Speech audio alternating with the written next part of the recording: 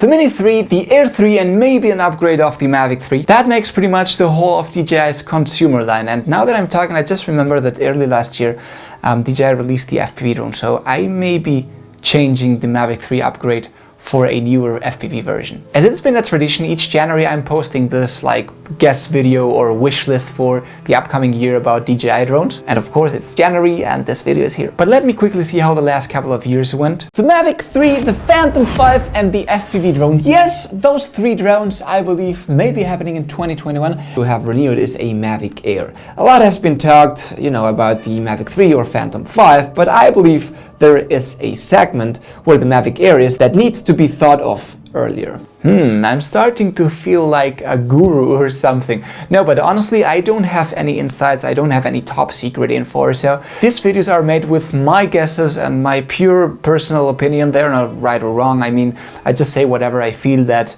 we need to expect for the upcoming year. So let's start off, let's go baby. A Mini 3. I do think that the next big thing and the next big war in the drone business will be in this sub to 50 gram category. I mean, of course the bigger drones will still be important, but I do believe the mass consumer, the mass user will be purchasing a sub to 50 gram starting this year. And let me tell you why. I mean, with all the regulations and restrictions coming, especially here in Europe, where this year is supposed to be a revolution, it's gonna be really hard and tough to fly a drone that is above 250 grams. This is why this category becomes so relevant. And DJI knew this a few years ago and they decided to release the Mavic Mini. But remember, that drone had no 4K, it had no manual video mode, it had a few things that were replaced by an amazing Mini 2 that we still have right now with 4K, with manual video, with OcuSync 2.0 and a few other things. But I have to say that right now there are also other brands that are really pushing hard. And one example is Autel with its Nano Plus, which is also a sub to 50 grams, a little bit more expensive, but with amazing specs too. This is why it's a good time, and I think it's the right time for an upgraded Mini 3. Probably with a bigger image sensor, the new OcuSync, and a few other specs that we'll talk in a sec. Because first I quickly wanted to talk about a specific step that DJI took a few days or a couple of weeks ago, which was updating its SDK to make it work with the Mini 2, the Mini SE and the Air 2S. If you don't know what that means, well, it pretty much means that they enabled third-party app developers to include non-native, oh my god, I'm getting crazy, non-native apps inside your drones, which means, for example, the famous Litchi app or Drone Harmony or a few other apps that for some people are really important are now being able to be installed in those drones. And this is a very interesting step, at least to try to understand why DJI is making this and why they are trying to recover that market leadership inside the sub to 50 grams. Because, as I'm saying, the market is getting stronger. And to talk about specs of the Mini 3, our big friend Osita LV published this image a few days ago, and it included, for example, a new skeleton made out of carbon fiber and also the arms being a little bit lower, which means we could have now bigger propellers on it, a new all-in-one frame or chip, so-called SoC, which means that the system and all the circuits are inside one single chip, a bigger image sensor jumping from a 2.3 inch sensor to a 1.28 inch sensor, which is the same as 0.8 inch sensor, being able now to have better dynamic range, better in low light, and an aperture of f1.8 and 50 megapixel. These are exactly the same specs that the Autel drone has, but the most important thing here is how both brands will be processing that image and what we as final user can use and can make out of that image. I do think that there is a super amazing war coming in the sub to 50 gram category with these two brands, and it's gonna be really interesting. I really can't wait to test them all out. And Osita still talks about a bigger battery with extended flight with no buttons or lights, and also probably the image transmission with an OcuSync 303. Osita is most of the time right, but in the past year we've seen some bigger mistakes of him, so don't take it like 100% this is gonna be happening. Let's see what happens. By the way, guys, if you're enjoying this video, please leave a thumb. This helps a lot with the algorithm and everything. And if you want to comment, even better. And also follow me on my social media. I post insights on how I make my studio, how I film with my drones and everything. And also join the live streams that are coming weekly on this channel too. And we're creating a nice community out there, so make sure to check them out as well. Let's talk now about the Air 3.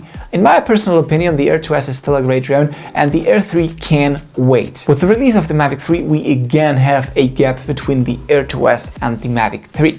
Which means that, last year with the Mavic 2 Pro and the Air 2S, we didn't have a gap anymore, and it was quite confusing for the final user. Hey, should I buy the Mavic 2 Pro or the Air 2S. And I mean, some people were also claiming that the Air 2S was already a better drone, cheaper than the Mavic 2 Pro, so it didn't make much sense to purchase the Mavic 2 Pro. Now with the Mavic 3 we have that gap again, and it's much more clear whether you want to go for one or for another one. It seems like everything is back in its natural position. We have the Mini, the Air, and the Pro for completely different purposes. We have the Mini for entry or beginner people, or just people that want to keep that sub to 50 gram and still have a good quality but don't want to spend too much money. The Air 2S, which is the solid, average and good drone for the price, for me probably value for price actually the best of those three. And finally, for the higher end and prosumers and pro filmmakers and all that, we have the Mavic 3 and the Mavic 3 Cine. But we get again to this issue. What would you upgrade on an Air 2S in order not to kill the sales of the Mavic 3? I mean, it's complicated, because if you make a bigger image sensor and jump from the 1" to the Micro Four Third, and for example increase also higher frame rates in 5K, like 5K 60, where's the point of purchasing a Mavic 3? I mean, the two most important things that the Air 2 is missing is the manual aperture. The adjustable aperture, in my opinion, is very important, and also higher frame rates in 5K. But again, if you upgrade those in the Air 3, there's nothing really left for a Mavic 3. However, on the other hand, I do think that it's finally 2022, the right year for having every single drone in its third version. Mini 3, Air 3, and Mavic 3. And no Plus, S's, Minis, Pro, Platinums or whatever. This makes my life so much easier. And this makes DJI's marketing life also much easier. And for the final consumer that is new in the drone business, also much easier. You have the Mini 3, you have the Air 3, and you have the Mavic 3. We've had names coming and going like the Mavic Mini, then Mini 2, and Mavic Air, and Air 2S, and I don't know what, and Mavic 2 Pro, and Zoom. And this is so confusing for a brand. Make it easy. Mini, Air, Mavic, and all in the third version. And finally, I wanted to talk about an upgraded Mavic 3, but I just changed it. I mean, the Mavic 3 is still alive. For me, it's an amazing product. It is solid, it works, it is as good as a drone can get this day for a consumer. There's not much more that I can expect out of this drone, apart from these missing firmware updates that we're still waiting for. For me, the drone is still kind of alive, right? They have to upgrade it, and maybe we'll have a few surprises along the way. I have no idea. But I don't really expect a Mavic 3 Pro with bigger and image sensor and a longer flight time in the future. I mean, not in the future, but this year. It doesn't make really sense. So this is why I changed it for an upgraded FPV drone, because it's been almost a year since that drone. People had been complaining about a few things, such as the frame of the drone that can be improved. I mean, there's a lot of potential. It's the first version of a drone. There's still a lot to be improved and to be discovered, and a great carbon fiber or enhanced, more solid frame would help definitely a lot. But the thing I do care more about that drone would be a tiny bit bigger image sensor. At least a 1/2" image sensor would be amazing, and I'm not even talking about a 1" sensor. Imagine that, that would be great. Or for example, the same sensor as the Mini 3, this 0.8 image sensor would be amazing on an FPV drone. I think that would be great for an upcoming FPV Plus or FPV Pro version of DJI. Nothing really else to say, guys. I hope that you really enjoyed this video. Leave a thumb. Tell me if you agree or disagree. We can have a nice fight and we can punch each other. And nothing really else to say. You know that I always answer, so nothing really else to say. Always remember to keep calm and talk UAV.